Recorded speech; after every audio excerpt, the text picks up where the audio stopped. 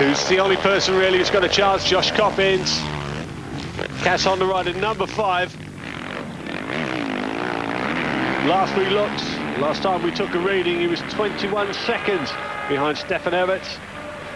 Stefan Everts' best lap time, 2 minutes 10.6. Josh is 2 minutes 13.8. The last lap time, 2 minutes 14. And Everts doing 2:13s and relaxing basically at the front.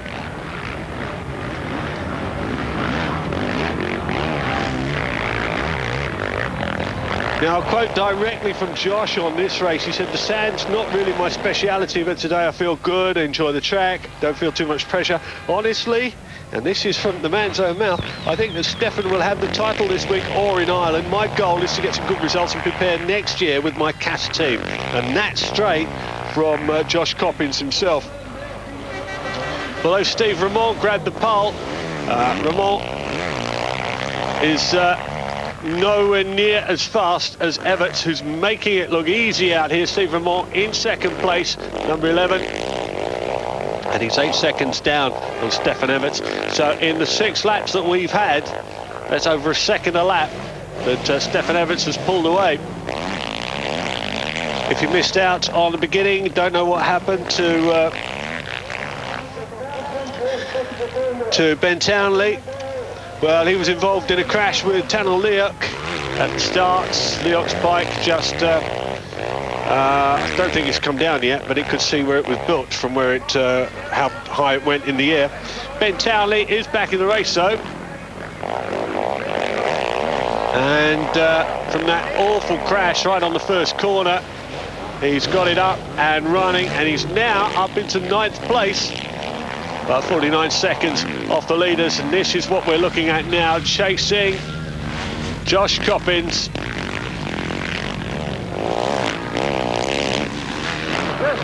And in front of him, Jussi Verfalainen in 3rd place.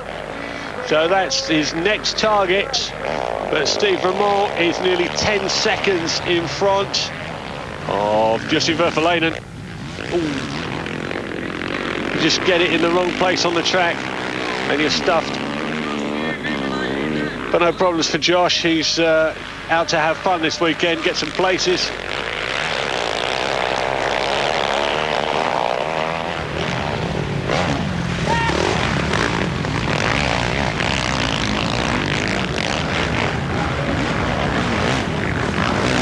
Another back marker dispensed with. That's Manuel Estanis from Spain on the KTM, getting out of the way. And that's Jonathan Barragan. Nice to see Jonathan out on the KTM. He's in 8th place. And Danny Tabor's in front of him by about 4 seconds, but Ben Townley is coming up behind him. There's number 30, Townley, who had his start cruelly ruined. Up the inside, and it's where all the bikes, if you have a look at the start, motocross, you've got a nice wide start, everybody starts on a line, then you're coming down into a funnel, and that's where all the fun starts. Right up the inside, Ben Townley, got his line right, goes past Jonathan Barragan, KTM riders both together. But Jonathan says, no, I'll have a go at that, so comes back at him.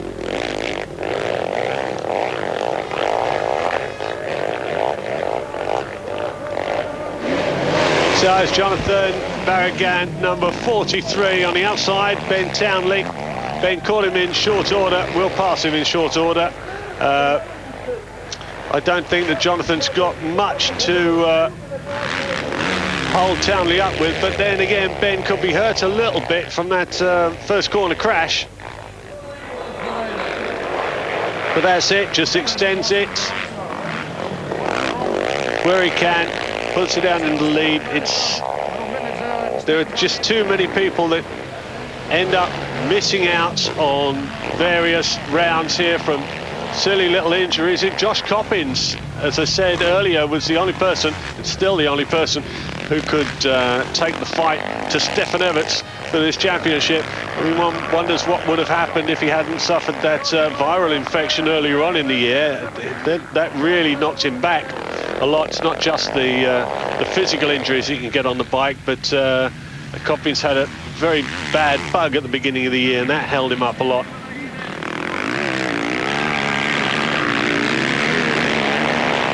Having a good look at Ben Townley. Of course, there's going to be lots of rider changes for next year, and I think it's best to leave that to the last round of the series. And Jack Bernicle can give you the full SP and rundown on who's going where at the last round, which will be in Ireland. There's a Martin, 17th of September. Meanwhile, Leerop, deep sand, deep ruts, deep trouble for Josh Coppins, because there's no way that he can catch this guy now. Saying that, we're less than halfway through the race, 8 laps done. Stefan Everts in the lead by nearly 10 seconds over Steve Ramon. Steve Ramon's been fighting very hard for this, but can't match, well, can match the lap times, but can't match the best lap times of Stefan Everts. So Stefan's really controlling this in the front.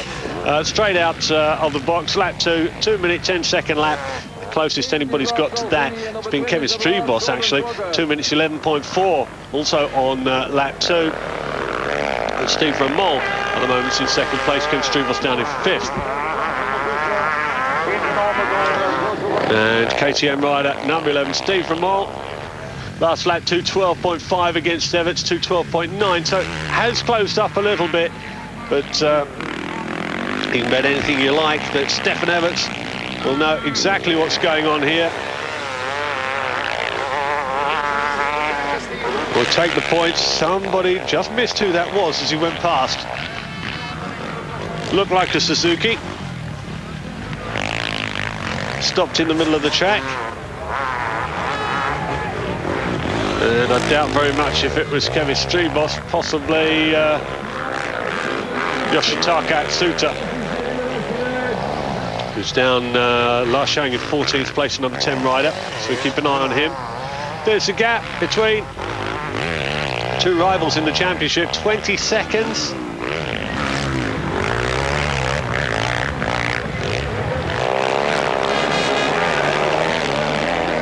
But Josh Coppins now has moved in to 3rd place, so should be ahead of Jussi Vervelainen now. Ben Townley definitely ahead of Jonathan Barragan. Barragan hasn't been able to do anything about that, so we'll do a quick rundown for you. Stefan Everts in 1st place. Steve Ramon, KTM, number 11 is 2nd. Josh Coppins, number 5. Gas Honda in 3rd place. Jussi Vervelainen, number 35, another Honda. Kevin Streebos, the factory Suzuki, in 5th place, number 24. Then Brian Jorgensen on the Yamaha. In 8th place, Danny Tabers, 19th. Suzuki in 7th. Ben Townley in 8th place. Jonathan Barragan 9th. And Kenji Dyker, the Honda rider, number 9, is in 10th place. You're looking at number 35, Jussi Vervelainen. Right behind him, Kevin Streebos. So Streebos has followed Josh Coppins along, and it's going after Vervelainen, the Honda rider himself. But big gaps along the first 4.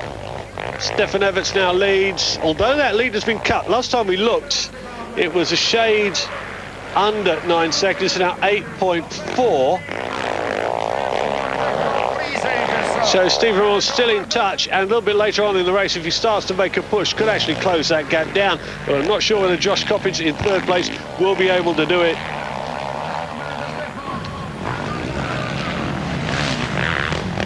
I think that was Alex Salvini, number 118, the Suzuki rider I was telling you about. I think he's out, stuck in the track. James Noble also showing he's losing a lot of places. Number 15, Honda rider, down in 19th place. You're looking at Kevin Streebos, the top Suzuki on track at the moment, in 5th place. But Stefan Everts still leading here in Holland. This weekend, live on Eurosport 2. In motorcycling, the Masters of Endurance are at Manicourt for the Bol d'Or 24-hour race. In football, the spotlight is on Peru and the 16 teams in the World Under-17s Championship. And in tennis, the action comes from China with the ATP final in Beijing. motorcycling and the Bol d'Or, football and the World Under-17s and ATP tennis. This weekend live on Eurosport 2. Kevin Streebos, not too sure of his sand credentials. In fact, the only people who basically live their entire lives in Holland and Belgium love the sand. This is the first real sand track that we've had this season. And as I said, people have been away. Places, Lummel has been mentioned to practice for this particular event. With Stefan Everts, well, he's right at home playing sandcastles in these kind of conditions. And his rivals have said, really, we can't do anything about it here. Got to do a little bit of damage limitation and hope, although nobody says it, they hope that Stefan Everts has a breakdown or something will happen to it, because Everts, although he hasn't shown in qualifying and hasn't done all the pole positions that Michael Pichon has done, he's only had one pole position this year, would you believe? Out of 16 races done. He has led more laps than anybody else, 210. The closest anybody's got to him on laps led has been Michael Pichon. Josh Coppin, second in the championships, only led for 70 laps for the entire season. So Stefan Everts, where it counts, has been dominant. The man you're looking at, Kevin Streebos, number 24. It's great to look at the statistics on it's Marvin van Dalen down on the ground. He was in 13th place. He's definitely lost that. And out of the top 10, the Honda rider. Actually just past Loris Freiberg's Suzuki number 33 rider. And it might have been something to do with that. Because when you pass, you really can't take the ideal line that you want to around a circuit. And you end up, especially here, in some serious ruts. With the bike deciding to go one way while all your body weight has thought that it will be going another. That way you part company fairly precipitously. A reminder, Everts is still leading and has extended that lead now. As I said, controlling the race from the front, 10 seconds now over Steve Ramon, number 11, KTM in second place. Fight you're looking at. Whoa! And back end went all the way around.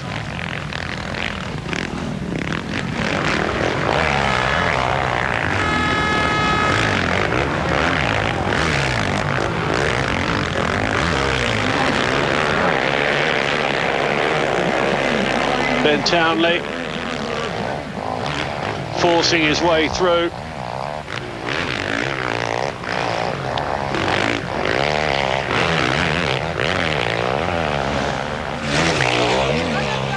So Ben Townley now up to 7th place in front of Brian Jorgensen, the Yamaha rider. See, it says standings on lap 12 with Jorgensen, then Townley, but Townley's gone past him now. Or am I the one who's been looking at the wrong riders, standing upside down?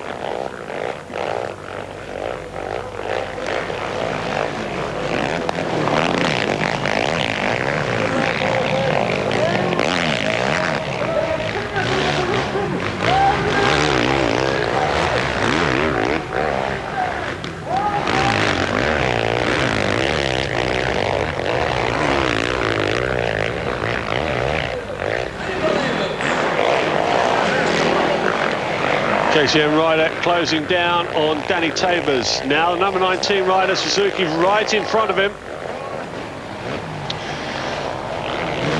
And it won't last for long because Townley is seriously moving. KTM and him seem to have adapted very well to this. Quick cut off across the nose. And now in front of Danny Tabers. So Ben Townley moved up within one lap from 8th place to 6th place. Is Kevin Streebos, who's next on his list. Appropriately at Ernée in France, just on the eastern edge of Brittany. This is Ernée. I'm Jack Bernicle. And the USA are here to take on their hosts. It's going to be France versus America versus the holders Belgium and the team that has won more often than any other and won the original event in 1947, Great Britain, 16-time winners.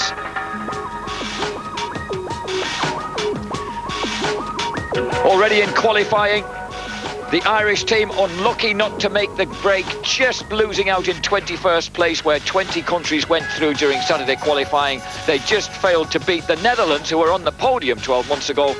And appropriately, in the B final held on the Sunday morning, despite being beaten by Roman Jelen of Slovenia, Gordon Crockard and Martin Barr on the Bike-It-Dixon Yamahas, together with a 12th place for Philip McCulloch, ensured that Ireland duly won the B final here at Ernée. But it's the French home team that have massive support. There are 40,000 people crammed into this beautiful valley, and after heavy rain in the morning, the temperature is on its way beyond 20 degrees centigrade. At the moment, at this stage, late morning, it's just coming up towards 20 degrees. What a fabulous setting. And this circuit, 1,562 metre circuit, a magnificent traditional Welsh motocross Grand Prix circuit that last had a motocross GP that Stefan Everts won all three classes of back in 2003. The first event brings MX1 against MX2, and it's a whole shot for Ricky Carmichael, the American 13-time national supercross and motocross champ on his Makita Suzuki, ahead of homeboy Mikael Pichon on the Martin Honda. But Pichon makes a terrible mistake in the second turn, turns sharp left into the berm, and immediately handicaps himself. At the front, however, number 101, Ricky Carmichael. And a terrible start on the 450 Yamaha for the MX2 world champion, Tony Caroli of Italy. He goes out while Josh Coppins forces past Finland's Antti Pirinen into second place. So into second place for New Zealand, another of the pre-race favourites, goes the World Championship runner-up in the MX1 class, Cass Honda's Josh Coppins. Meanwhile, a pretty rough start and downfield for Stefan Everts. He's having to struggle to make up ground. As we watch number 25, James Noble of the British team on the RWJ Honda, having a solid mid-pack outing. But look at Stefan Everts attempting to a terrific foot-up block pass. Everts rasping his way through the pack, desperately trying to make up ground. While Sebastian Tortelli, number 8, on his debut with KTM, is also forcing through the pack and is on the back wheel of number 2, Steve Ramon, the former 125 motocross world champion of 2003. Carmichael's at the front, but the vital race happens in midfield, and Tortelli, just to say, fails to claim the scalp of United States Ivan Tedesco. The lineup this weekend on Eurosport 2. On track at Imola, all the fantastic thrills of Superbike. It's the last round but one, and it's live.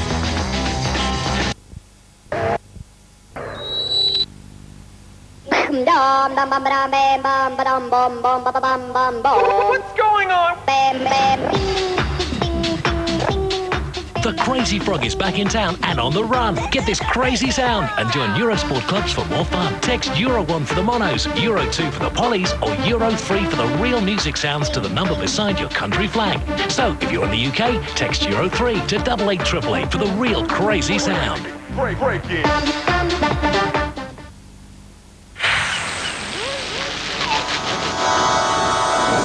100%. Des Nations, the Fox Motocross of Nations, brings together MX2 class and the Open class warriors. So once again, this virtually is 450s versus 250 four-stroke motorcycles. At the moment, the USA are in the lead on 7 points, France on 10, as Kevin Windham of the USA hikes the whole shot. So Windham on his Honda, the 27-year-old former 125cc Supercross champ at the front. Chasing him is number 45, David Philippets, making his debut on a 450 KTM for Italy. At number 21, Ben Townley, BT, the New Zealander, is also in the chase, but down goes Townley. He loses the front wheel and has to remount on the champ KTM as number 2, Steve Ramon, skates past. And Townley finally, bravely, once again gets the better of David Philippets, but there's a big Snarlow, and this is the vital moment. Number 102, Ivan Tedesco, the reigning American 125 national champion, has T-boned number 8, Sebastian Tortelli of France, and wiped them both out. And Tortelli suffers a couple of subsequent crashes on his own, while Wyndham goes down and loses the lead to Ben Townley. This is Sebastian Tortelli, urged on and desperately trying to make ground. Whoa, and there's Wyndham, and that is a big mistake by Wyndham, another mistake by Wyndham that pushes him back down to 5th place as he desperately tries to restart the Amsoil Honda. Ben Townley riding in some pain from a stricken left hand as we see Tortelli down again for a 3rd time, and also going out, David Joaneri of Italy. So it's carnage in the mid-pack, but what is vital is that whereas Tedesco can make his way back to 17th place for America as Townley takes the victory, Sebastian Tortelli can only place On the road to the Masters. final and vital moto, MX1 against the open class. This is the big one. Right now, Belgium theoretically have the lead on 23 points. USA second on 29, France third on 41. It's not quite as it seems because each team can drop his 6th and worst score. If you take out Tedesco and Tortelli's second races, it means that the USA and France are dead level on 12 points apiece. That is the true state of affairs. But at the moment, it would look like Belgium, USA, France, Great Britain a tremendous 4th, with Billy Mackenzie and Carl Nunn having terrific rides, and James Noble too, 10th, 11th, 11th and 12th, with Nunny scoring 2 excellent 11th places for Champ KTM. Look at the crowd, look at the crowd, look at the flags of every conceivable nation out there. So Great Britain in 4th place, 5 points clear of New Zealand, who have struggled a bit with Cody Cooper, their replacement MX2 rider. This is Ben Townley, BT, suffering that sore left hand after clouting a fence post during qualifying yesterday, and a bit late to the line, and he is desperate to face up to Ricky Carmichael. This is going to be another belter, and this will decide the Motocross of Nations, the Fox Motocross of Nations, the 59th running of this great event that started out at Wassenaar in Holland in 1947. Great Britain won it then. Who's going to win it this time? Blinding into the first turn. And there's been a massive impact in the middle of Everts. Stefan Everts goes down. Oh, Stefan Everts, the very man you didn't want to see at the bottom of the pack, last away on the Rinaldi Yamaha, the 9-time world champion, the most successful man in the history of world motocross. And at the front, the Americans have got a copybook start. 1st and 2nd place for Kevin Windham, Honda, and Ricky Carmichael, Suzuki. And there was a KTM that slid to deck just there. That was Tanel Leok, the Estonians, who were actually in 4th place after the first race. And Tanel Leok on the De Griet Kawasaki slides to earth but remounts quickly. And these early stages so vital to the final outcome. Remember, every team scores simply 1 point for 1st place, 2 for 2nd, 3 for 3rd, etc. So the smallest accumulated number of points at the end of the day, minus the worst point. So 5 results to count out of 6. And again, problems for the reigning MX2 world champion of 2005, Antonio Cairoli. He'll be wishing he'd stayed in MX2. Look at that number 19 bike of Josh Coppins threatening on the Cass Honda. But at the front, Ricky Carmichael takes over. And if he gets away, that's going to be tricky. The USA are 1st and 2nd, 3rd and 4th then. Coppins and Townley, the Kiwis for New Zealand. 5th place for the leading Frenchman, number 7 on the Martin Honda, in his final outing before joining KTM. And that is Michael Pichon. And the New Zealanders are almost bashing elbows until Josh Coppins realises who's there behind him and waves Ben Townley on. He knows that BT's a bit quicker than he right now. So Townley, who leaves for America on Wednesday to begin a whole new career at the age of 20 in the States, is now through the 3rd place, ahead of Coppins, Pichon and Deruva. Downfield, we've got James Noble lying in 9th place. Billy Mackenzie, rather, lying in 9th place. Noble is back in 14th. And amazingly, Everts is already through to 19th place from dead last. But surely it's asking too much of him to get the Belgians back at the front where they belong. And this 40,000 crowd, how many of them would be urging the Frenchman to victory? They've only ever won once. And this is Michael Pichon pulling a pretty ruthless pass on Josh Coppins. Coppins saw it coming and had to pull out late. So that puts Michael Pichon through to 4th place. And this is Townley now attacking Kevin Windham. Something that Revin Kevin's going to have to get used to in the States. Well, next year they won't be in the same class, of course, because Townley joins Pro Circuit in the 125 on Kawasaki. But look at that. A brutal pass on Kevin Windham indicates shades of things to come. Townley, despite that sore left hand suffered banging the fence post yesterday, is putting in a stupendous charge. He's now through in no scarce way to 2nd place ahead there of number 103, Kevin Windham.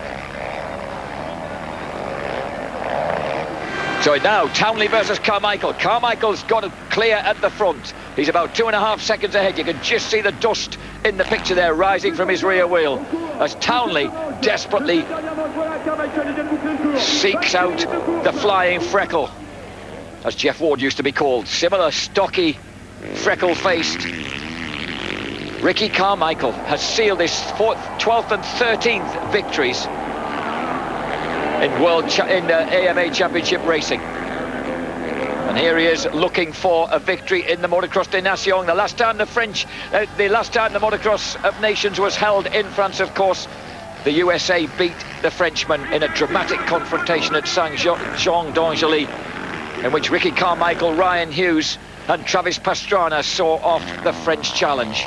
Tortelli was there and suffered in that one, although he did get the beating of Carmichael that day. But here is Carmichael now with Ben Townley, his nearest challenger.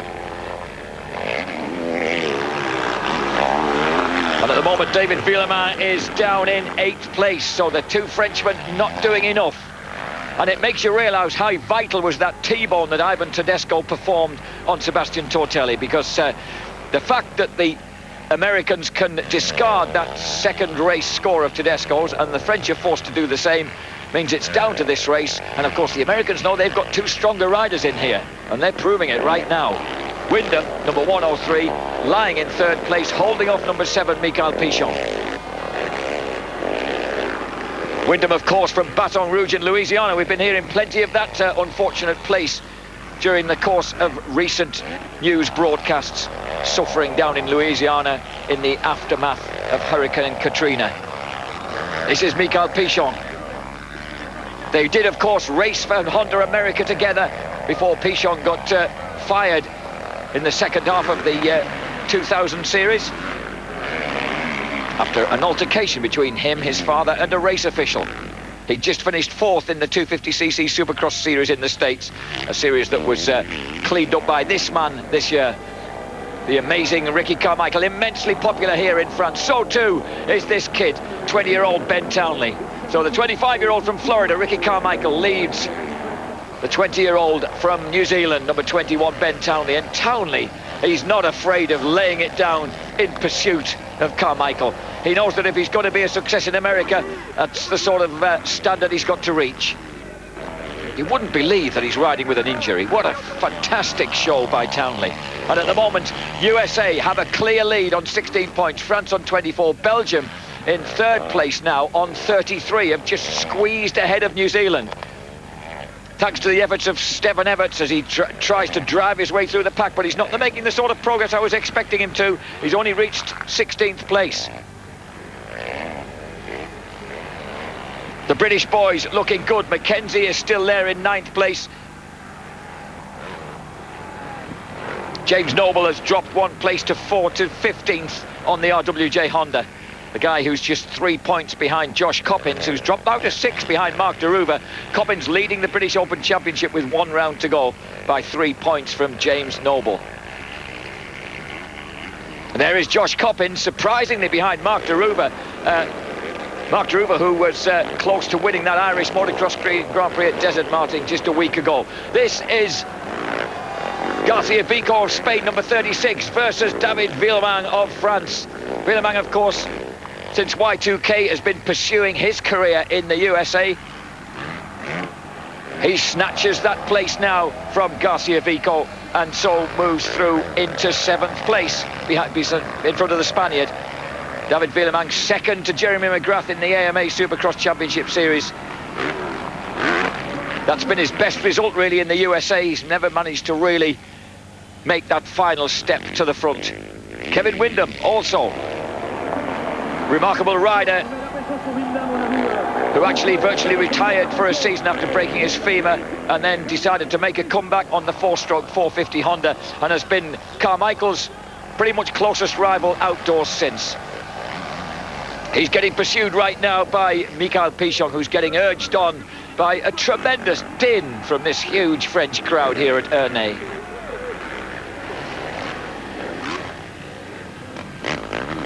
Windham, of course, has never won the motocross at Des Nations. He was part of the team at India Tuber in Brazil that lost out to Italy after a gargantuan struggle he had with Stefan Everts.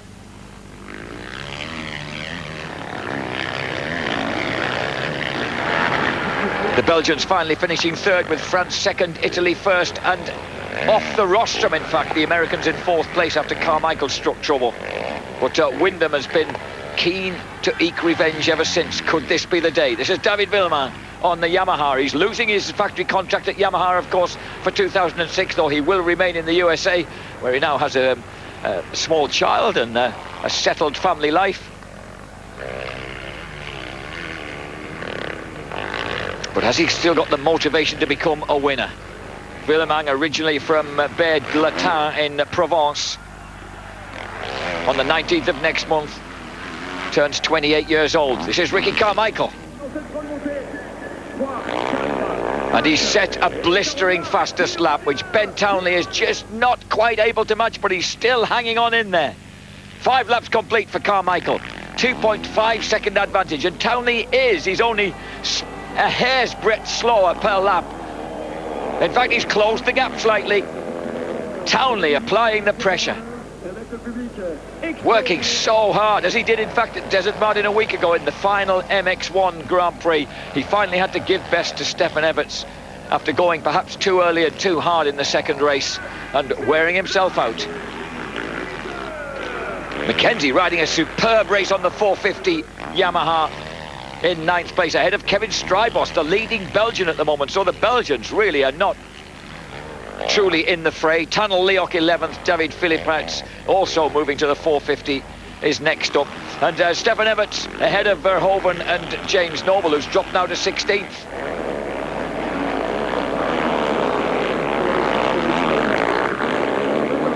There's James Noble, number 27, just behind Bas Verhoeven of the Netherlands. The Netherlands struggling a little bit. They're not having, considering they were on the rostrum at Leerop a year ago. Here comes Noble. Lovely move by the 24-year-old from Whitby in North Yorkshire. And Great Britain holding a resounding 5th place at the moment, ahead of Estonia, the Netherlands and Portugal and the rest. South Africa having a disappointing day. And so too, of course, this man, Stefan Everts. He so much wanted to be at the front challenging Windham and Carmichael. But that first turn fall put paid to that. But here he is now, coming up to challenge Antti Pyränen on the TM.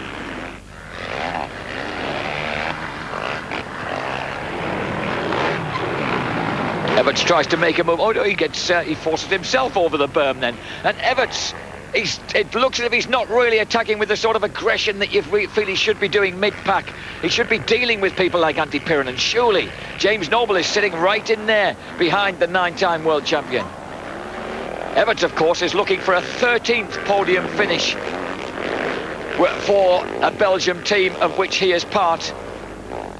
He first ever rode for them back in 1990 when they were second behind the USA. Certainly getting enough airtime, big-time airtime. And he's finally forced his way through. So into 13th place now goes Stefan Everts. His next target is number 45, David Philippats. Ben Townley, his only target is Ricky Carmichael. Townley, the reigning MX2 world champion of 2004, of course, took just 2 Grand Prix to register his first success at the highest level this year. and quickly became a serious challenger until a couple of mistakes and a couple of mechanical failures on the factory KTM let him down. And of course he's going off to race for Mitch Payton's Pro Circuit Kawasaki team next year. Oh, and one man who's staying put here and is having a miserable day is Tony Cairoli, riding for Italy. And the Italians, who've won this contest twice, are certainly not going to win it this time. And Cairoli, I think it's time to go back to the pits and have a cup of tea, son. He'll be back, of course, to defend his MX2 World Championship for the Decali Yamaha team next season. And the yellow flags waving frantically. It's because Cairoli's parked up there. Incidentally, other people making progress through the pack at the moment, up to 23rd place after a dreadful start, is Motovision Suzuki's Japanese star Yoshi Atsuta, and right behind him, in fact, number 13, the Molson Kawasaki of South Africa's Gareth Swanepoel.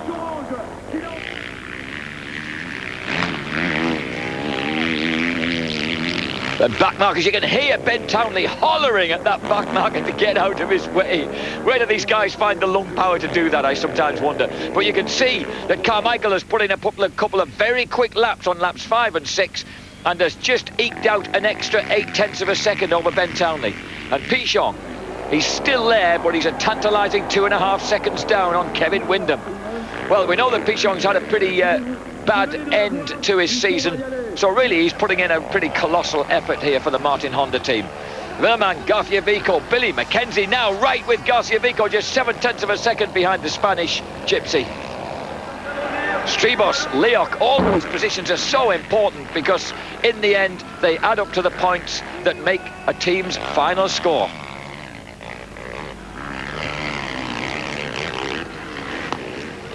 Stefan Everts in 12th place, but look at the gap to Tanel Leok. He's got some 13 seconds to make up. He finished second again with the Belgians in 1991, his first year as world champion, and then second again in 1992 and second again in 1993. All those occasions were behind the team of the USA that's this year being led by this man, number 101, Ricky Carmichael, as a tearful Tonio Cairoli watches from the trackside. Incidentally, Stefan Everts finally became the Motocross des Nations champion at Sverapek in the Czech Republic with Marnik Bavots and Joel Smets in 1995.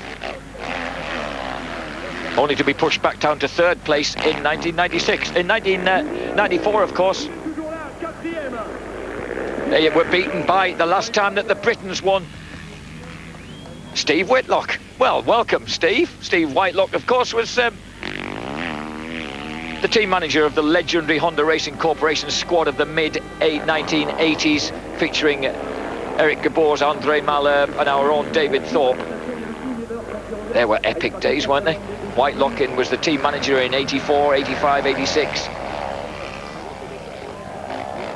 And of course, Eric Gabors was a short, stocky Belgian who won 5 motocross Grand Prix World Championships and was a very, very similar character to Ricky Carmichael. Similar riding style, similar build. Both of them have to keep their feet pinned because they're such little guys. And while Carmichael isn't always as tidy as Eric Gabors used to be, he's blisteringly quick. And this guy, Ben Townley, the only man brave enough to really charge after him, and is beginning to suffer a little bit now, probably with that injured left hand. And also the consistent rocket ship pace of the Suzuki.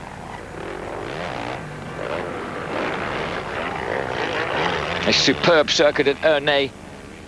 Stefan Everts winning all 3 Grand Prix classes here when there were single race affairs in 2003, but he didn't have such a good time here in his battle for the 250 World Championships when he came here and took on Greg Albertine back in 1994. And he's certainly not having such a good time of it now. This is Kevin Strybos, and right ahead of him is Billy McKenzie. Right behind him is Tanel Leok. So the battle on here between Great Britain, Belgium and Estonia. Wonderful, isn't it? The great cultural mix you get in the motocross world. And here it is, laid on the line, racing in national colours. Billy McKenzie, 21-year-old from Llandudno, outside Edinburgh. Kevin Strybos, 20-year-old Belgium. And the 20-year-old Estonian Express riding the De Groot Kawasaki. Oh, the electrifying Estonian attempting to wrap his way inside Kevin Strybos. Strybos occasionally, of course, is a bit suspect on stamina. Can he hold on? Can he keep his attack and his momentum going in this battle for 10th place?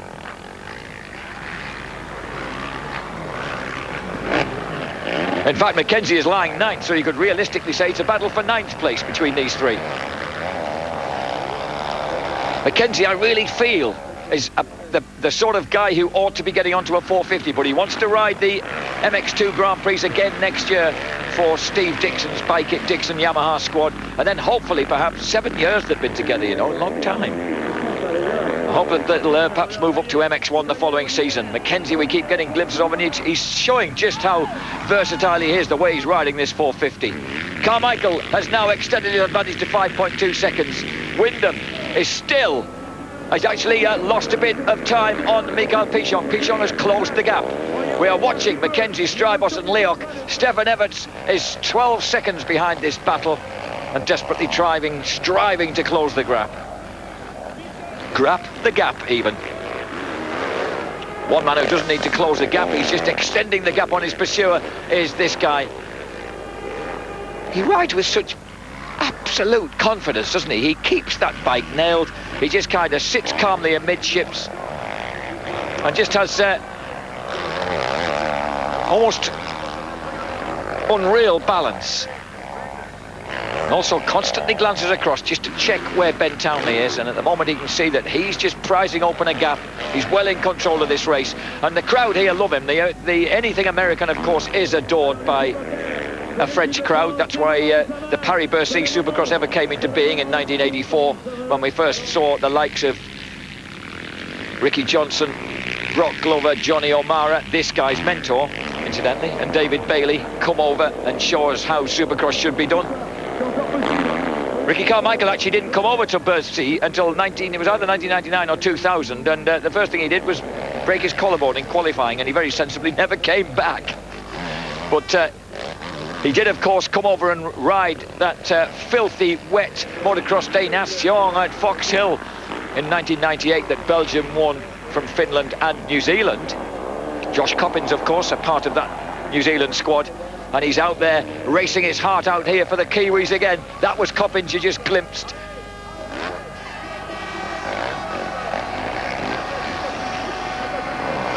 And Kevin Wyndham still holding off Mikael Pichon. In fact, he's now added a second to the advantage. Both these guys, of course, have been winners in the as 125cc Supercross champions. Kevin Wyndham back in 96 and 97.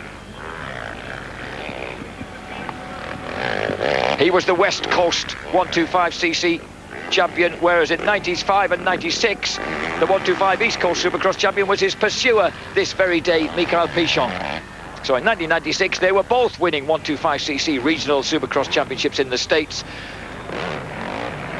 This guy with Suzuki, Pichon with Pro Circuit Kawasaki. But still, France trailing by 7 points from New Zealand, who have now taken over ahead of Belgium. New Zealand have now taken over ahead of Belgium in the points. Townley lying in second place. And into fifth place, past number 4, Mark de Ruver, has gone at number 19, Josh Coppins. And that's what's made the difference. That's what's pushed Belgium off the podium spot. This is Stefan Everts. Can he do anything about that? Does he want to be on the podium to have to shake the Americans by the hand? We saw how gleeful he was congratulating Ben Townley after BT had won the second race of the day, the Open versus MX2 class. And now Everts is having a lonely drive through the pack. Must be so difficult mentally, the motivation this man requires at the age of almost 33 to drive himself onwards, particularly after a fall like that in the first turn. A collision that very likely didn't seem to be his fault, but of course he hadn't made the start to get himself out of the pack. And when you're in the ruck, you're more likely to get into a mess like that. This is Ben Townley. The only mess he's in is the fact that he's in amongst tail-enders and he's desperately having to battle his way past them. But at the moment, he's got another possibility of third place for the Kiwi team, to echo that place they got at Foxhill in 1998 in that dreadful mire that sank Ricky Carmichael and his teammates. Tried to keep out of his way there, number 57, Marcus Nolan on his Suzuki, a Swedish rider. The Swedes, of course, have won this 7 times, but that was way back in their heydays of the 50s and 60s. 16 victories from Great Britain, 15 for America, including that amazing 13-win streak from 1981 to 1993. 14 wins for Belgium, including 5 in the past 10 years. 7 for Sweden, 2 apiece for Italy and the USSR, and 1 apiece for the Czech Republic and France. And France were hoping to do it again here, but they're not going to be doing it right now. But look at this. That's number 10. That's number 25. Billy Mackenzie. He's lost out to number 3, Kevin Strybos. So Strybos is forcing the Belgians back past New Zealand. Strybos has gained a place. The Belgians have gained a place by 1 point now. They've snooked back onto the podium ahead of the Kiwis.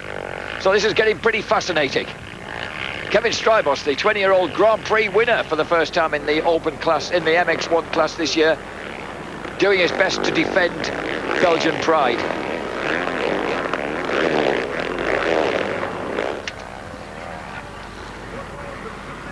So Strybos now up into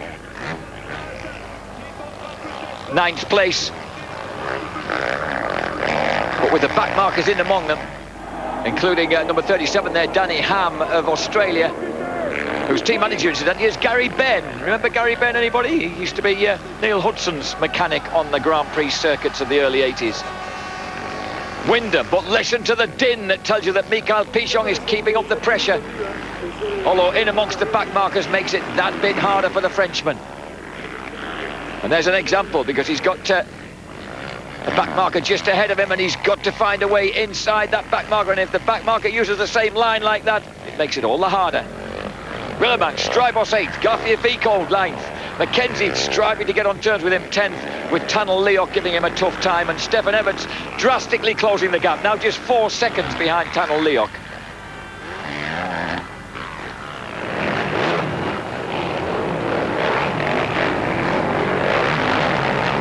When I was here in 1994 for that French 250cc Grand Prix, I was here with the former 500cc Grand Prix star Rob Andrews, and Seamus Android is indeed enjoying this race once again here at Ernée, remembering this wonderful circuit and seeing some of the best action he reckons he's ever seen round here. This is Pichon trying to get on terms with Wyndham, anxious faces in the French pit box. And the yellow flags are out. And people are being told to keep well over to the right. Oh, and it's Yoshi Atsuta who's gone down and crashed heavily. Yoshi Atsuta on the Motorvision Suzuki had forced his way up to 17th place. And he got well clear of Gareth Swanepoel, who'd reached 21st and then had a slip and dropped back to 23rd. But Yoshi Atsuta, the British-based Motorvision Suzuki team, racing, of course, for his native Japan, has crashed heavily. And the news is that Yoshi is unconscious in the track, which is why they're having to get those yellow flags out. You always get fantastically high standard of marshalling here in France. And look at this, the gap is definitely narrowing between Wyndham and Pichon. 103 versus 7. As I was saying, great rivals of past years.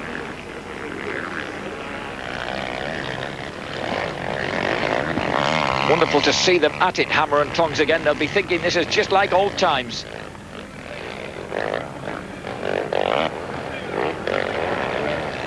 Kevin Wyndham, second in the US Outdoor Motocross Championship, the 250cc series of 1999, aboard his Honda. During that series, this man, Mikhail Pichon, sent home in disgrace by American Honda.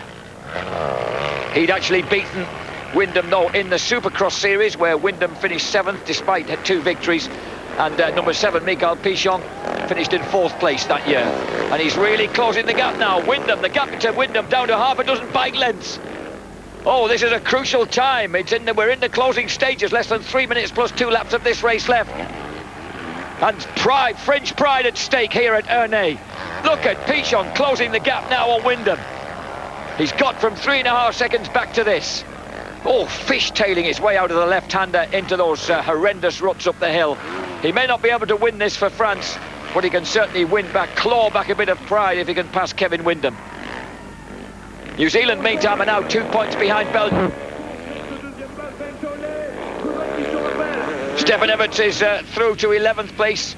In fact, he's got Tunnel Leoc. He's through into 9th place now, the amazing Stefan Everts. Having looked as if he wasn't making much progress mid-race, he's passed Leoc, he's passed Garcia Vico, he's passed McKenzie. The roar here is deafening as Michael Pichon tries to chase down Kevin Wyndham. Revin Kevin versus Le Rocket. Well, there were rivals throughout the 1990s, first in the 125cc classes in the USA, then in the 250 outdoor and supercross classes. Both of them feature in the top 10 in all-time 125cc American supercross terms. Wyndham in 9th place and Michael Pichon in 10th for race wins and title wins. And here they are, neck and neck right now. The record books don't matter. It's just the gauntlet thrown down between two identical Hondas and two superb riders, the 29-year-old Frenchman, the 27-year-old American. Louisiana versus Le Mans. And at the moment, just a little bit of clear track ahead of them. It's the back markers that tend to cause the problems, although they seem to have worked in Pichon's favour the last time that they struck them. Wyndham keeping that back wheel on the deck, making sure he's getting as much roost into Michael Pichon's face as he possibly can. Pichon looking good, isn't he? Looking pinned and neat. As we go back to Garcia Vico versus Stefan Everts. And I was wrong, Everts hadn't got the better of Garcia Vico. He has now, he's gone right round the outside of him. He's got Tunnel Leoc in his sights. He's now in 11th place. Make that 10th place now for Stefan Everts. Ahead of him is the 9th placed Estonian.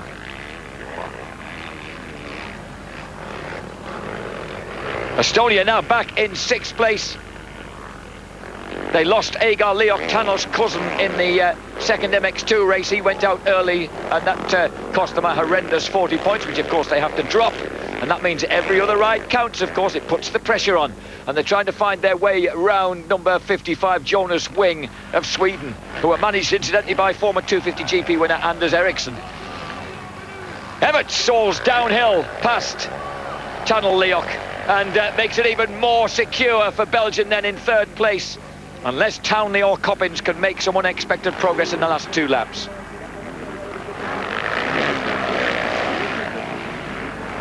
McKenzie's still a solid 12th now with James Noble behind him.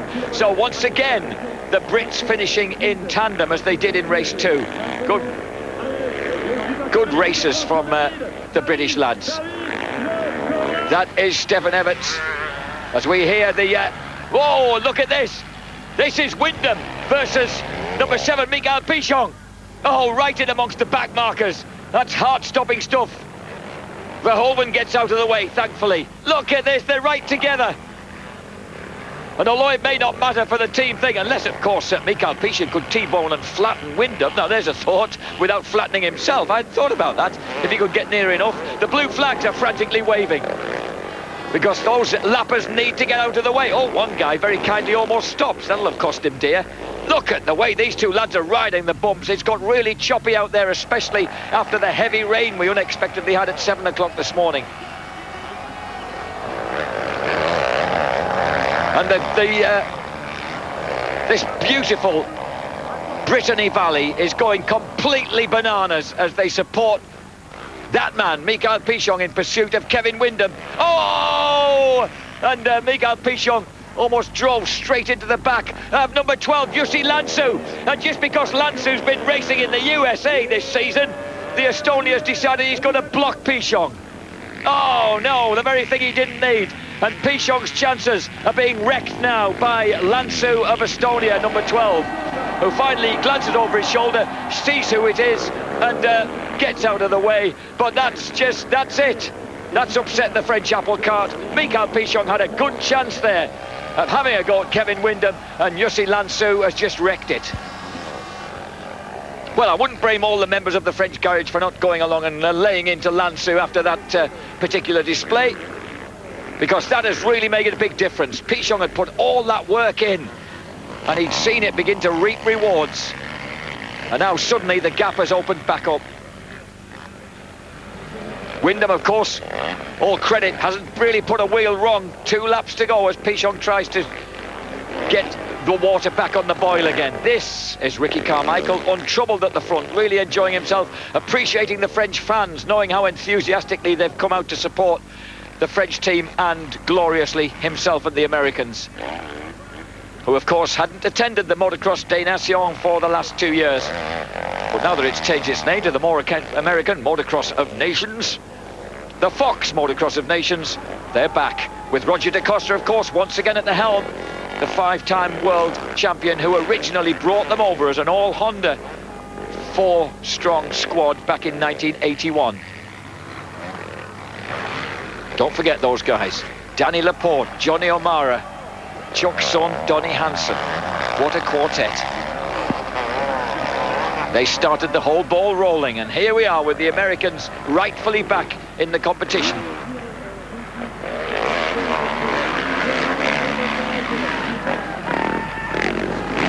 Kevin Windham, a man that they say is absolute dynamite on a practice track,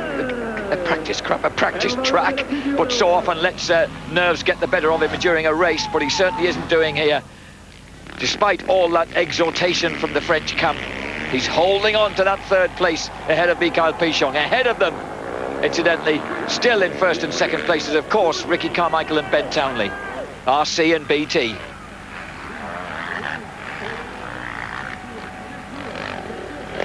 Carmichael, neat and tidily, combining somehow the best of all worlds, of O'Mara's style, of Wardy's style. And he's really enjoying the reception he's getting from this vast crowd. It really is a sensational atmosphere. And it looks as if the Americans are now going to take their 16th and record-equaling victory in the Motocross of Nations. Great Britain 16 wins, the USA 16 wins, Belgium 14 wins. The 3 greatest motocrossing countries, dare I say, well, taken over the whole 50 years. The Motocross of Nations, of course, starting off with a British victory. Do you remember Nicholson, Rist and Ray back in 1947? No, I don't either. But this guy's come to reclaim the crown for the USA. And the French will once again be gallant runners-up, just as they were at Villers-Seyssel back in 1988, behind the Americans, that great trio of Jackie Vimong, Jean-Michel Bayle and Yannick Kerbela. Carmichael is loving this. I bet he's enjoyed this moment in time. He must be enjoying the fact that he decided to come, that the Americans decided to send their strongest team. Tedesco from Albuquerque in New Mexico has played his part. Kevin Windham from Baton Rouge has played his part. And Ricky Carmichael from Gainesville, Florida, has taken the checkered flag, to the delight of Steve Whitelock there. And even the traitorous Doc Wobbly in the American camp, by 5 seconds from a brave Ben Townley. But Mikael Pichon goes down on the last lap. Pichon has crashed on the last lap, trying to desperately claw his way back on terms with Kevin Windham. And Josh Coppins comes through. C'est incroyable indeed, because Kevin Windham, as we're already on the phone back home to let him know that the Stars and Stripes have won again. That crash elevates Coppins up into 4th place, but it's not quite enough to get New Zealand onto the podium. A gallant ride by Ben Townley. Pichon remounts and finishes 5th ahead of Marc Deruva. 6th for David Villemain. 7th for Villemain, 8th Strybos, 9th for Stefan Everts from that first lap fall, and all the cameras are aimed at the little red-haired, freckle-faced Florida flyer, Ricky Carmichael. Well, a breathtaking Motocross des Nations, which I'm sure Seamus Andrade, along with the rest of the 40,000 people here, hugely enjoyed. It really is an epic event to finish off the Motocross Grand Prix season that we've been bringing you, of course, throughout the year here on Eurosport. Look at that crowd. fabulous. Carmichael takes victory. A wonderful ride by Townley. Wyndham third. Coppins flukes fourth in a sense, although he's certainly deserved it, as Pichon fell almost within sight of the flag. Everts rode all the way through from 40th place to 9th.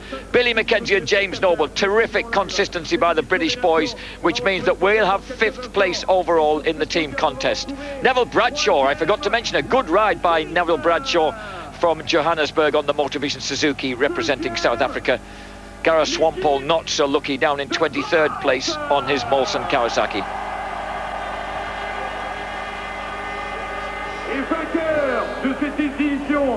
And that means that overall the USA with 16 points have taken victory. France on 24 take second place. Belgium with 31 take third place by a single point. I was wrong there. Josh Coppins being elevated past Mikael Pichon almost made the difference. New Zealand just off the rostrum.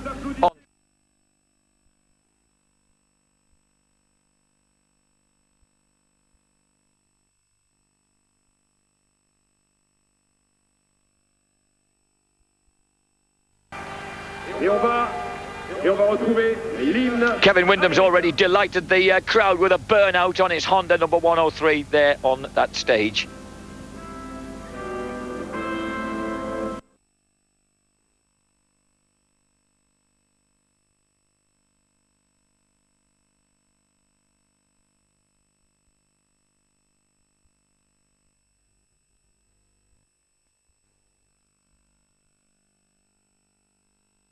Tapers.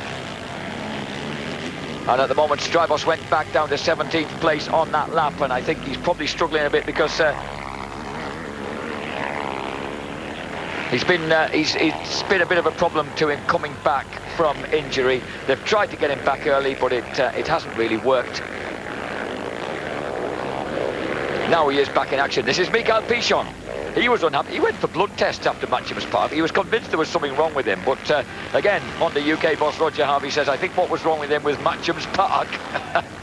He didn't like it. He struggled around it. He was bamboozled by it. And it wore him out.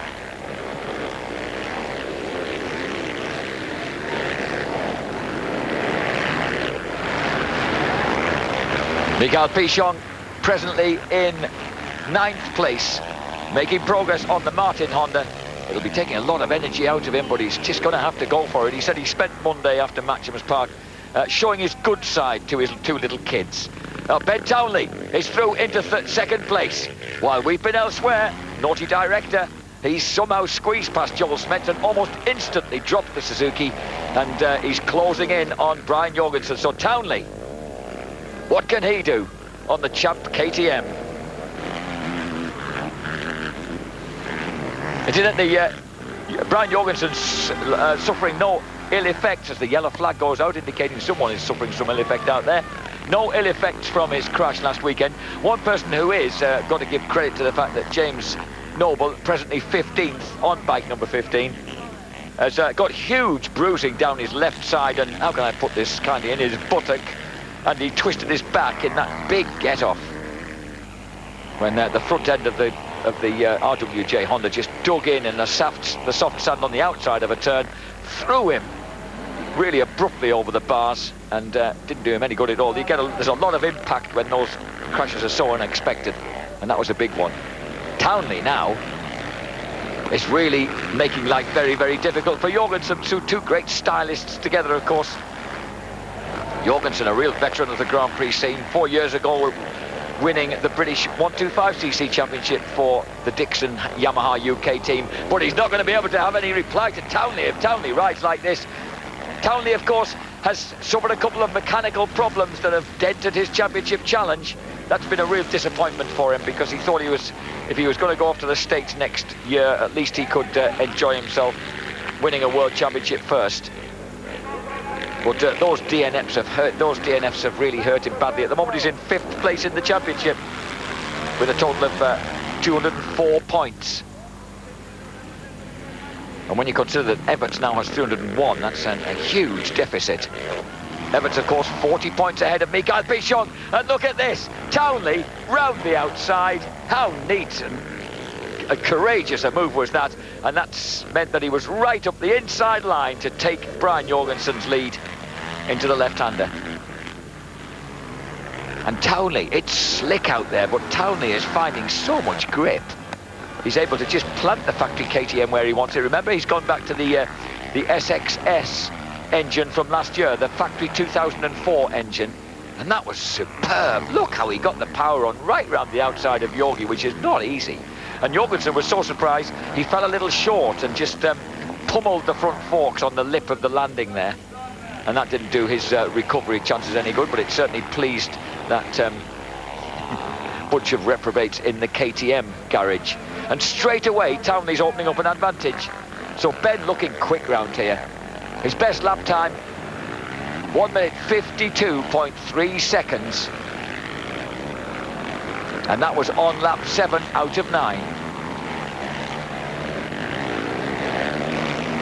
Mind you, I beg your pardon, 151.7. It's Jorgensen who's done his best at 152.3. So Townley, at the moment, capable of getting round this track 0.6 of a second quicker. Josh Coppins is now behind fellow Honda rider Pascal Lure.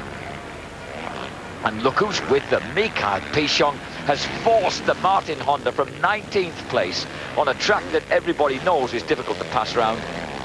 And he's now right on the back of Josh Coppins. They're 7th and 8th respectively.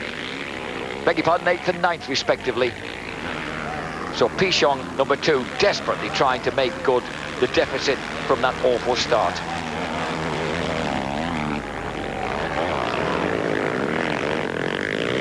At front, we've got Townley, Jorgensen, Smets 3rd.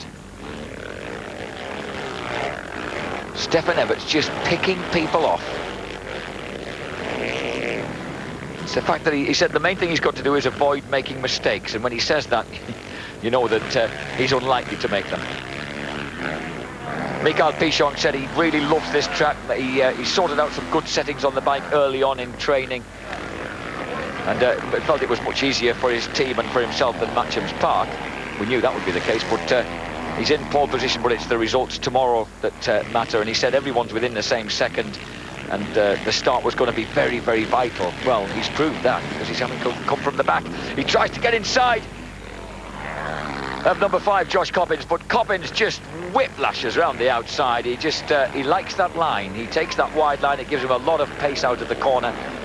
But you can see that Pichon's idea is to stick that bike, one Honda, right underneath the other. At the moment, he hasn't managed to make it happen, but any moment now, it might. Yoshi Atsuta was struggling with a leg injury sustained in Japan when he raced Matcham's Park last week on the Motorvision Suzuki, is hanging in there. So too is Strybos.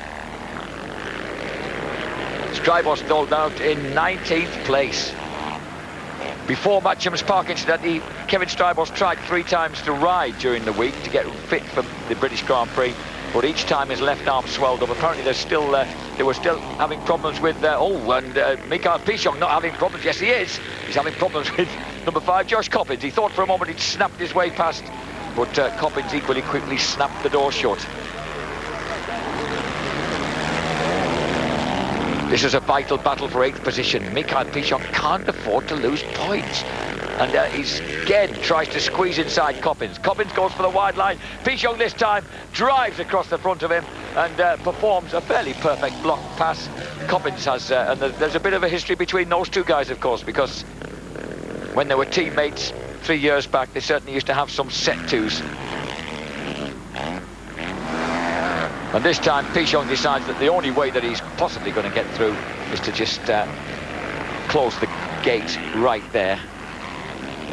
So Coppins moves through into 8th place behind Barragan and Ramon.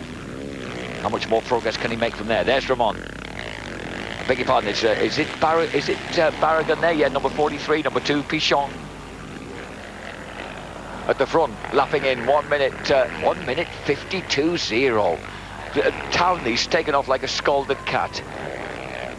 Pichon at the moment is lapping in 150, the mid 153s, but of course he's in traffic and trying to find a way past. Segai is still making progress. He's moved to 11th past Federici, who's fading.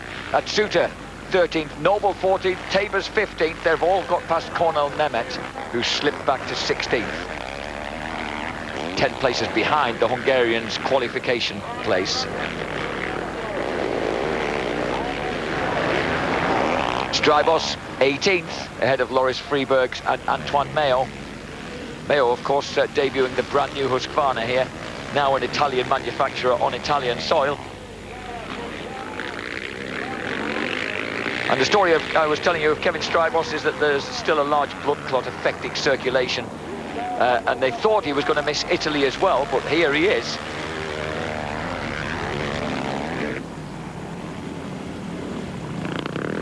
Incidentally, Sebastian Pourcel on the second of the Freeman Kawasaki's.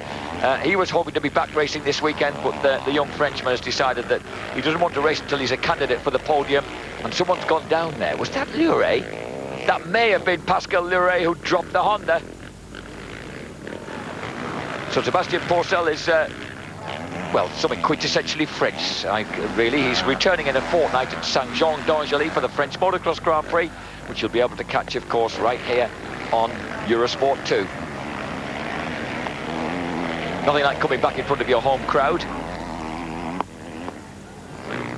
Get the sort of support that can power you through the discomfort of riding back in from an injury. Number 43, the 19-year-old Jonathan Barragan on the Spanish Federation KTM team. He is getting more and more impressive, having moved on to MX1 from the MX2 class last year. And he really is making life hard, and has got past, slithered his way past, just held it on the brakes, and he's inside Steve Ramon, and number 2, Michael Pichon, says thanks very much, and follows him through. That move so unsettled Ramon that Pichon was able to take advantage. So Jorgensen, Smets, Townley. So was that Townley we saw scrabbling around? Townley's made a mistake. He's now 2.4 seconds behind the new leader, Brian Jorgensen. Pascal Luret, Stefan Everts. The sinister figure of Stefan Everts is just in there all the time. Townley's made a mistake. He was riding remarkably quickly, so much quicker than anybody else. But now he's going to be once again having to attack Joel Smets and Brian Jorgensen. Great. Nice to see you have to do it all over again, BT. Tunnel Leok has not improved very much. The Estonian Express, who tends to be an express in sand, doesn't look to be enjoying himself too much around here. And Ken de Dijke, also the 6'4" Belgian, newcomer to MX1 really in the last 18 months, is just into the points.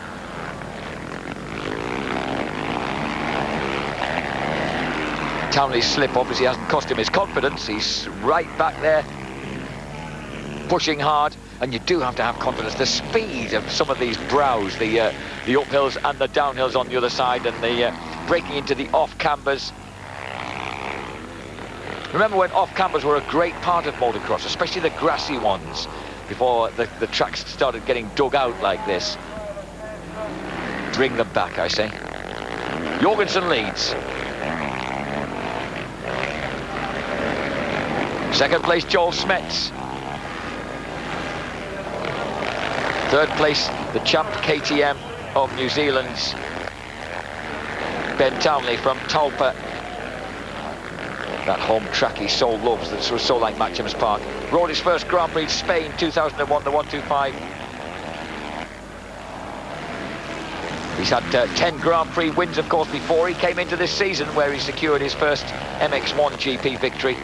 He'd had one 125 GP win, 9 in MX2, which was on his way to the 2004 MX2 World Championship.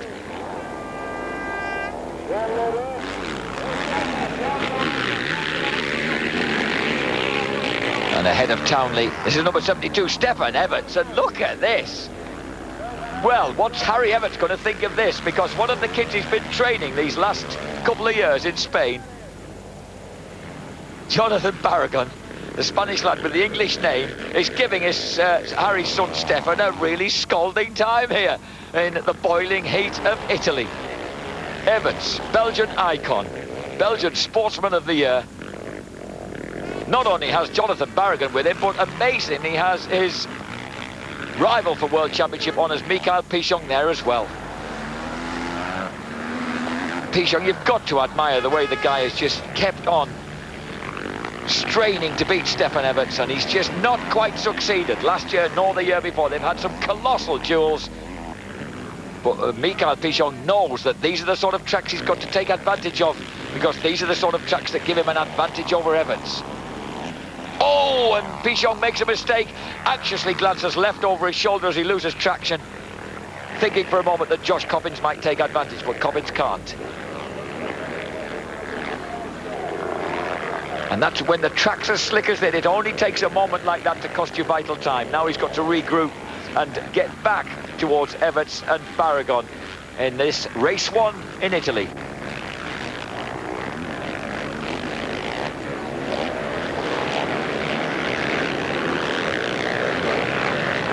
I mentioned Ken Dedeka a short while back. He's moved up past Loris Freebergs and Antoine Mayo into 18th place on Sarholt's Honda. Meantime, not moving anywhere, but defending his position is the wily 32-year-old Stefan Everts. He rides number 72, of course, because that's the year of his birth. And it was November 1972, so that's when he'll turn 33. 11 is Steve Ramon. 18, Claudio Federici. I beg your pardon, Antti Pirinen. And then 7, Luigi Segui is right with him, and so too is Federici, number 99. Meanwhile at the front, still there, L&M Rinaldi Yamaha. Very much home turf and the home Grand Prix for Michele Rinaldi's team. He'd be thrilled to get a victory here. He might be getting it from the guy he didn't expect to, although this is where you get the great results from number 8, Brian Jorgensen. Born in Copenhagen on the 17th of March 1975, now 30 years old. Rode his first Grand Prix in Italy 10 years ago, the 125 GP. And he's just got the one motocross Grand Prix victory to his credit from Germany last season. European 125 champion in 1994 when he defeated the glorious French kid, Sébastien Tortelli. But he couldn't match Tortelli's subsequent performances. Joel Smets having made that astonishing comeback. It can't be overemphasized how remarkable that was, that he came back not only from a severe knee injury sustained pre-season last year, but also that debilitating blood disorder that put him into hospital for a couple of weeks mid-season. He was completely, well, it was career and life-threatening. And he's made a staggering comeback. He says he's not quite got the confidence to challenge for race wins yet, although he's collected a couple of them along the way. So I don't know whether he'll be expected to hold off Ben Townley, but these guys have so much respect for one another. Townley trains a lot with Joel Smets. He knows what the Flemish line is all about. And he's picked up a lot of that immense determination and resolve. So even in these racing circumstances, I can reckon that he'd be treating the Flemish line probably with a little more respect than Smets would him. Because that was something that James Noble learned when Smets had followed him for 30 minutes at Teussenthal in West Germany in the German Grand Prix, when in the second race Noble hoped he was going to pick up another top 5 position, but he said he didn't realise how close Joel was until Joel flattened the two of them, picked himself up quicker. Oh, Pichon's down! Oh, Mikhail Pichon, he'd done all that work on the Martin Honda. He's struggling to restart. Oh, that's so deflating. After such a fantastic ride, Mikhail Pichon has crashed, and that suddenly means that Pichon is not in a position to pick up points on Stefan Everts. How cruel. Mikhail Pichon, who'd relaxed with his children on Monday, showed them his good side. They said they helped him to recover mentally. And then he went play riding on his CR250 two-stroke during the week. He said, I really wanted to practice on the two-stroke just to relax and get a bit more confidence back and feel like I was in control of things. Some of these guys, there are certain guys, you know, who still have that love of the 250cc two-stroke rather than these brutal 450 four-stroke bikes. And these, of course, are all 450s. Yamaha, Suzuki, KTM. Japan versus Austria at the front. Denmark versus Belgium versus New Zealand, if you're looking at the riders' nationalities. Further downfield. I'm looking for where Mikhail Pichon's picked himself up. Oh, Pichon is out of the points. He may even have pulled off the track. The beautiful Mrs. Brian Jorgensen. Oh, Ben Townley just about snook inside Joel Smets, but also, as Smets closed the door, almost stalled. And Pichon's pulled out. Mikhail Pichon pulls out in front of us. That's no points for Pichon. Oh, that's a despairing thing to happen. That means that even though Stefan Everts is just fighting off Jonathan Barragan and hanging on to that 5th place, he's still going to move away in the championship.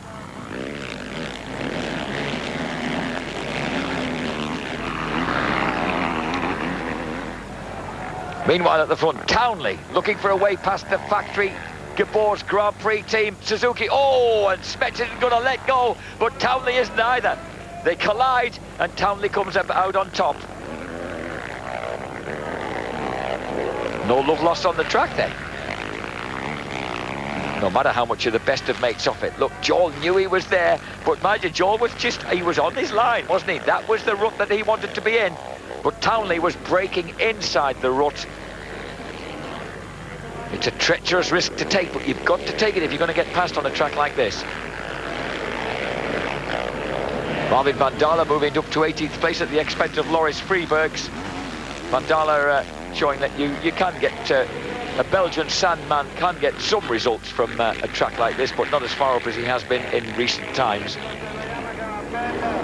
Because of course we haven't had a really hard-packed track for a while yet, and we've had a couple of extremely muddy ones as well when the weather's turned extremely unkind.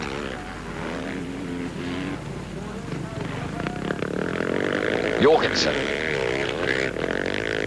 at present 9th in the championship with 121 points. Ben Townley on 204 points is 5th. Oh, Smets has gone down. Smets spins round.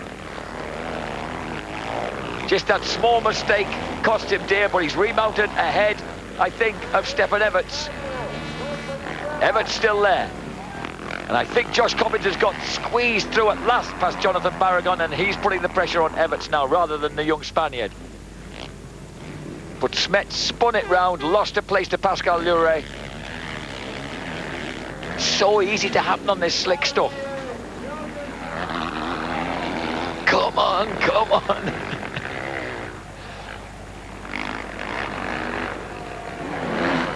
Jorgensen, undoubtedly one of the handsomest lads in world motocross. His beautiful wife urging him on, but you can see why she's suffering a little anxiety. I can't accuse her of biting her nails, but she's certainly praying pretty much, as Townley at times getting down to less than half a wheel behind Jorgensen in the turns. Jorgie's very quick out of them. Townley's got to find an answer to that. He's quicker into them, but he needs to sustain that speed, the corner speed and the exit speed.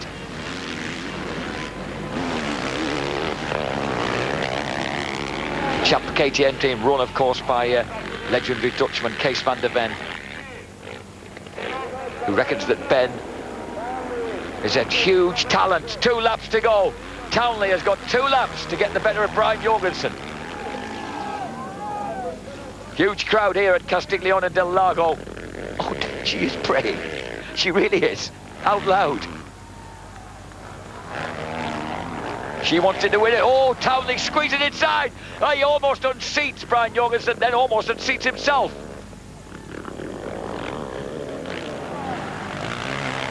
Absolutely in line astern. Ben knows that's the only way he can force the gap, is to get alongside and nudge Jorgie over. Well, Jorgensen doesn't mind a bit of physical contact, especially if he comes out on top. Look at the tension in the 2 camps. Ben Townley. Mrs. Jorgensen. Mr. Jorgensen. L&M Rinaldi Yamaha.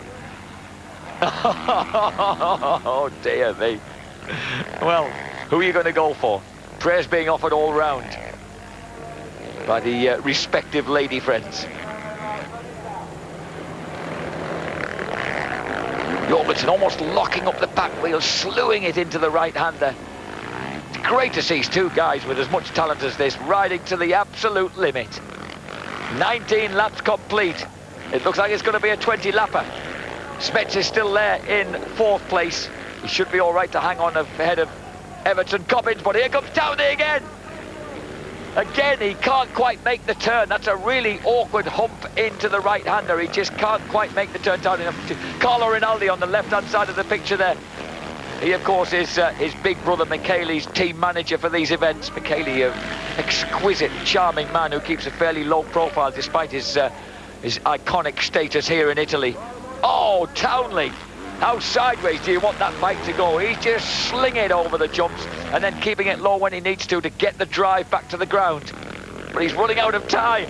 What a superb dust-up. Townley going wide and then crossing over to go wide and tuck in. He's determined to make that inside rut count, but Jorgensen riding a brilliant defensive role. We know how Jorgensen can fill the track. He's renowned for being able to make himself as big as possible when he needs to. And right now, that's what he's doing. He even has the audacity to glance over his right shoulder and check where BT is in midair. On the last lap. Brian Jorgensen, a notorious defensive stalwart when he needs to make himself as wide as possible. He has the style and the elbows to do that. And she's willing him to victory here. She knows how much it would mean to the Rinaldi team here at Castigliano del Lago, and that was a momentary mistake there by Ben Townley. Just cost him a bike length as he came over the brow of the hill. Again, looking for the tight line to cut down any amount of fractions of a second as the great Ricky Johnson. Oh! Is he in trouble? What happened then? Jorgensen's in trouble. He just seemed to have a moment going into the left-hander at the top of the hill. Did he miss a gear? Has something happened with the bike? He's glancing down at the gear shift on the left-hand side. You can't believe it. Oh, bless her. Jorgensen, he looked as if he was having some problem with the left foot, the gear shift side. Townley just waves. He's not bothered. He's just absolutely thrilled. Ben Townley is going to take victory here in astonishing fashion in the closing 150 metres at Castigliano del Lago. He forces his way through, but what happened to Brian Jorgensen? He shakes his head, he stamps on the gear pedal. Jonathan Barragan is heading for the finishing line. Pascal Lure has crossed the line. Joel Smets congratulates warmly his training partner. Stefan Everts is there. He'll be pleased because, of course, he's seen Mikael Pichon go out of the race. Ben Townley, he's back in the frame. He wins the first moto here in dramatic fashion in the Italian motocross GP. Ben Townley, Champ KTM, is the winner in the closing moments from a distraught Brian Jorgensen.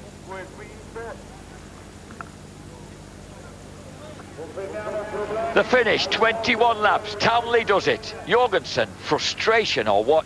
And look at that, that's what I love to see.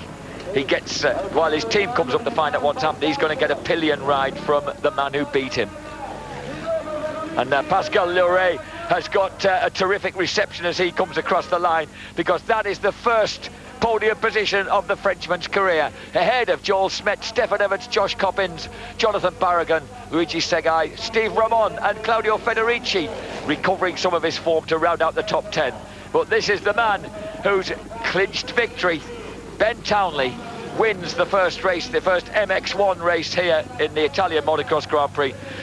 I'm Jack Burdickle. Hope you've enjoyed the action. A terrific race. We've got more in prospect. We'll be back later this afternoon right here on Eurosport 2.